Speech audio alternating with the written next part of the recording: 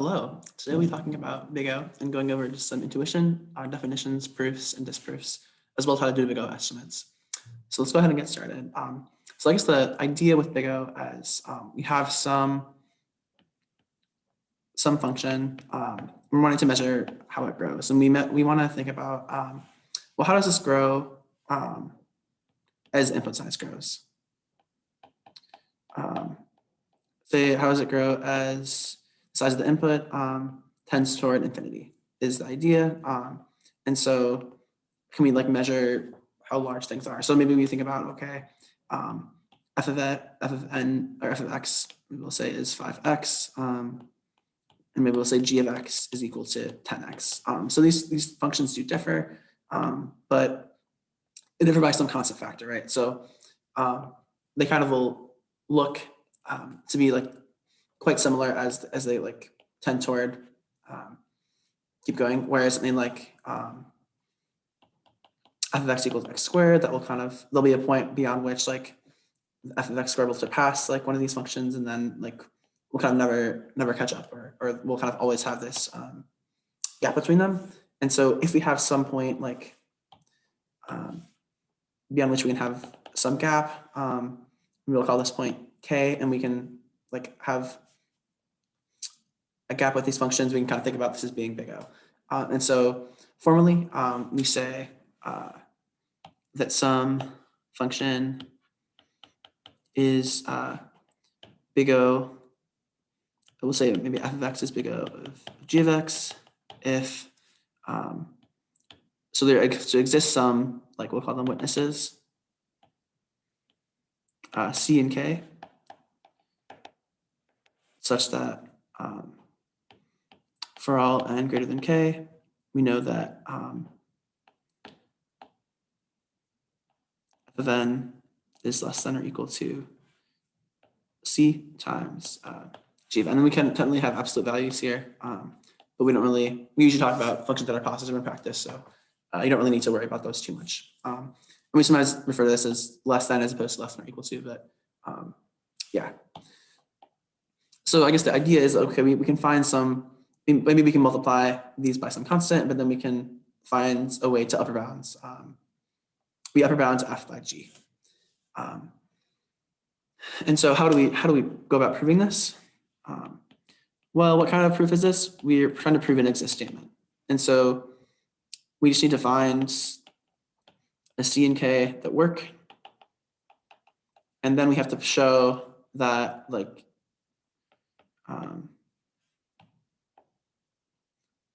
we want to show that the statement holds. So that for all n greater than k, then f of n is less than or equal to c times g of n.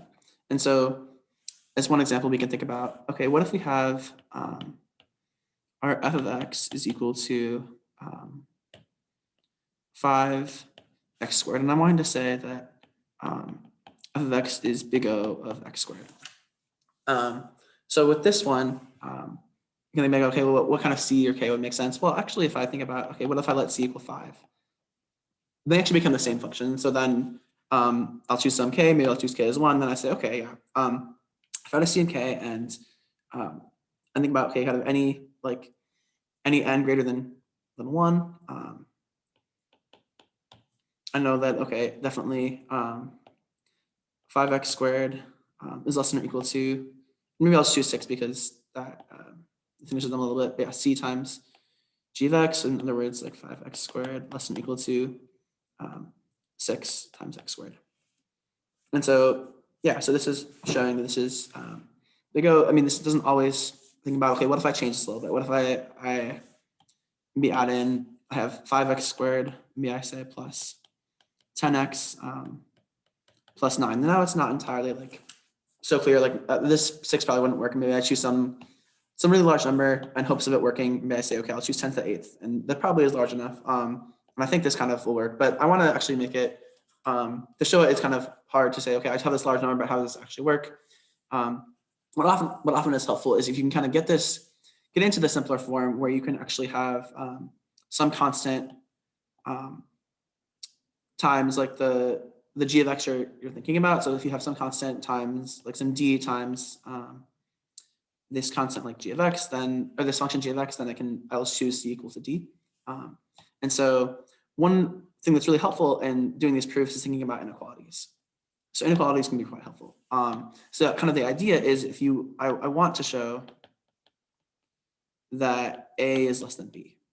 Instead, I could think, or less than or equal to, but actually, maybe I can say, I show this by showing, well, I have a less than or equal to c, and that's less than or equal to d. Maybe that's less than or equal to e, and then that's less than or equal to b. And kind of by transitivity, I can say that, okay, if this is true, then I can say that a is less than or equal to b, as I want, as desired. So if we think about this, like 5x squared plus 10x plus 9, well, this, so I'll say if, and this is just an x, but if I have x is greater than or equal to 1, then I know that x squared is at least as large as x, right? And x squared is also at least as large as 1. So I can think about, well, this statement, the function I'm talking about, my f of x, that's less than or equal to 5x squared plus 10x squared plus 9, and that's less than or equal to 5x squared plus 10x squared plus 9x squared. And this thing is equal to 5 plus 10 plus 9, that's 24, 24x squared. And so I can kind of think about, okay, this statement, limit f of x, maybe is like, think about this a, that's less than this, I guess, remember having this e here, 24x squared. And then now it's pretty simple to think about, okay, maybe I'll choose c equals 25. And then I can say, because my f of x equals this, yeah, so this thing is less than or equal to, yeah, because like f of x is less than or equal to this like 24x squared, and that's less than or equal to 25 times g of x, which is 25 times x squared. And so then I've shown that this is, yeah, f of x is big O of g of x. So g of x is the upper bound of f of x. And you oftentimes will be doing things like that where you can simplify some way. Maybe you think about, okay, I can use inequalities to help me with my big O proof. And I refer you to discussion for more examples of this. Thinking about how to disprove big O. So disproving is a little tricky because we're trying to disprove a for all statement, or an exist statement rather. So disprove an exists. So I'm saying exists C of k such that for all n greater than k, I know that f of x less than or equal to g of x times c. And so I have to show that no c and k works. That's not like, yeah, so I can't just like say, okay, I found a c and k that doesn't work. I have to show that no c and k could possibly work. And so I'll have to show, yeah, for all c and k, it's not the case that, not the case that for all n greater than k, this will hold. So I guess then, yeah, so there's, in other words, not the case that for all n this holds, so there exists some, we'll say n prime greater than k such that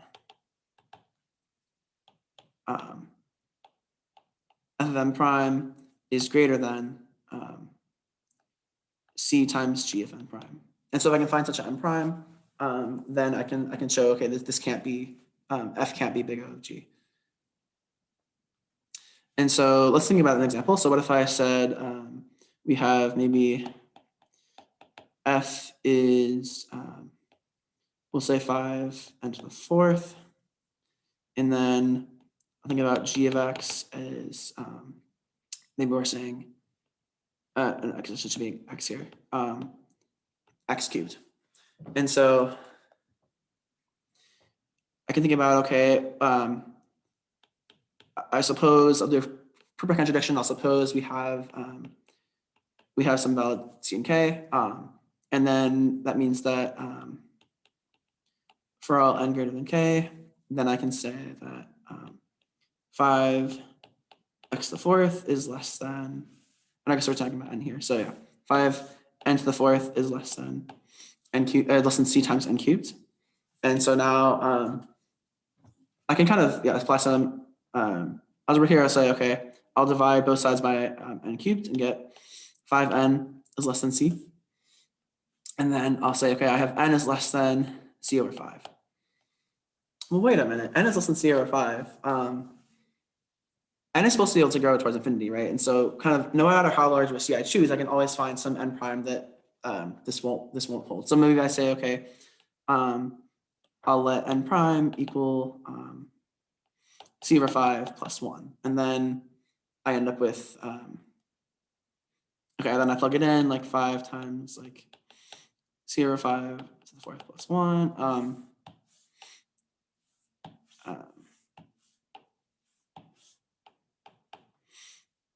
And I ask, okay, is this less than or equal to c over 5 plus 1 squared multiplied by c. And so what I'll see if I multiply this out is this wouldn't work, but it's really ultimately enough to write, like, if you can write n in terms of c, that's enough to show that that f can't be big O of g. Okay, so that's like kind of proving and disproving. Let's talk a little bit about big O estimates. Sometimes we talk about, let's not prove it, let's just kind of estimate like the tightest big O bound. So it's important we want the tightest bound for these estimates.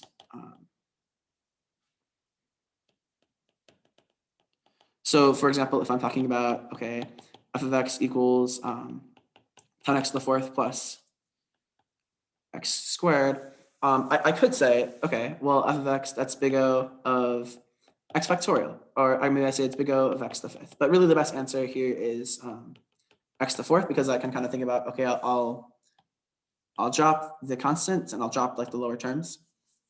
And essentially that kind of is how you do estimates. You just drop constants, drop lower terms.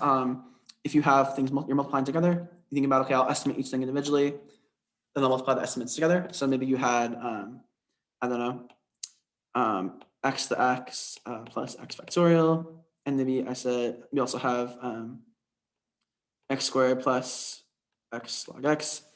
Here I would take the x to x from this side because it grows a lot faster than large factorial. And so I take the x squared from this side because that grows faster. And so then I end up with my big O estimate is x squared times x to x, or I could also write that as O to the x plus 2. Yeah, so that's kind of a brief overview of big O. Good luck with that in the homework, and have a great Thanksgiving break.